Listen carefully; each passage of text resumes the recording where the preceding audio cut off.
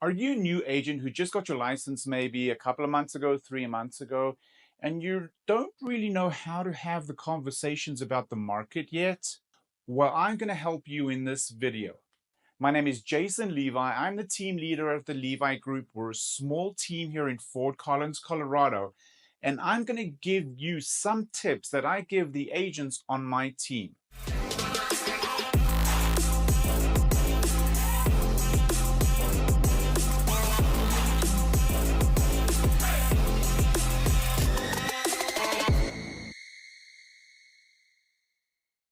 So when you're meeting with people, your sphere of influence, your friends for a beer, and you get asked, how's the market? You can't answer that question unless you really know how to analyze the market. The way we do that is we analyze our local MLS on a regular basis. I'm going to give you 6 tips on what you should be doing to fully understand what the market is doing so that you can have your elevator pitch to your sphere of influence on what is happening in the market. Understand how many active listings there are in this current month that you're in, and then analyze and compare last month.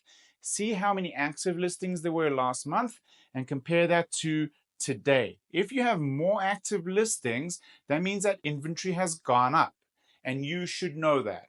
That is good for buyers, and there's more competition for sellers. Activity number 2, know how many new listings there are in the market now. So this is twofold. You need to understand month over month how many listings came into the market, but also every morning with your morning coffee, log into your MLS and see what new listings have hit the market, because you need to know if there's anything that meets one of your buyer's criteria, and you should let them know. That is a great touch for your buyer. It helps you show that you're bringing a level of service to them. And if you want to get them in quicker, you need to show them the property quicker online. So always see in the morning what new active listings there are on the market.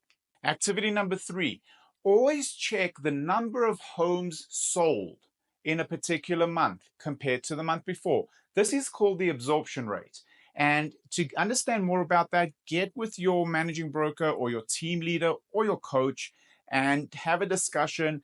Get them to explain to you what the absorption rate is. But an important point of data is how many houses were sold this month compared to last month and the month before. Activity number 4, know what the list to sell price ratio is. This is the ratio between how much a house is listed for and how much it actually sells for. It might sell 2% above list, it might sell 3% under list, or right at list. But it's important to understand this point of data and express to people that, a certain percentage of houses are selling under list price by this much, a certain percentage are selling over list price by this much. Activity number 5, understanding the average days on market. This one is super important, especially if you're going on listing appointments. Knowing what the average days on market is important because you need to set expectations.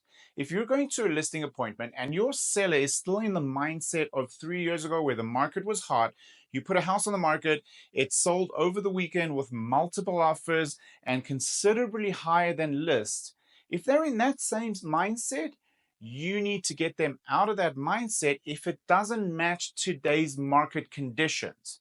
So if today's market conditions is 60 days on market, you need to understand this, first of all, by analyzing the data and explaining this at your listing appointment, so that if you list this person's house and it doesn't sell over the first, second, third weekend, you can remind them. Remember when we spoke at our listing appointment, I told you average days on market is 60 days.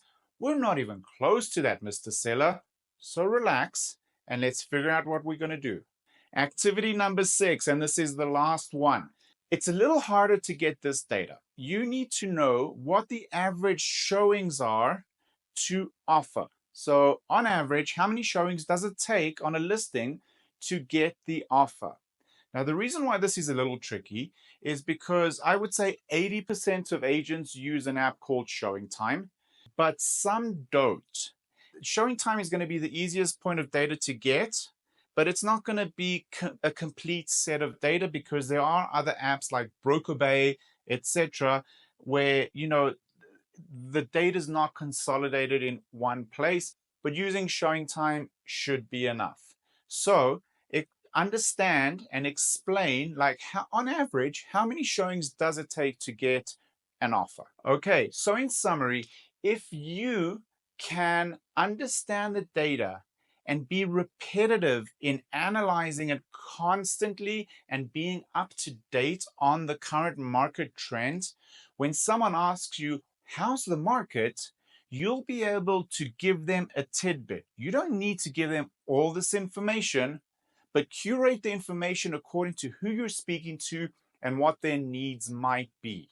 Again, my name is Jason Levi with the Levi Group. If you found this video helpful, please make sure to like it and share it with another agent friend that might need this help.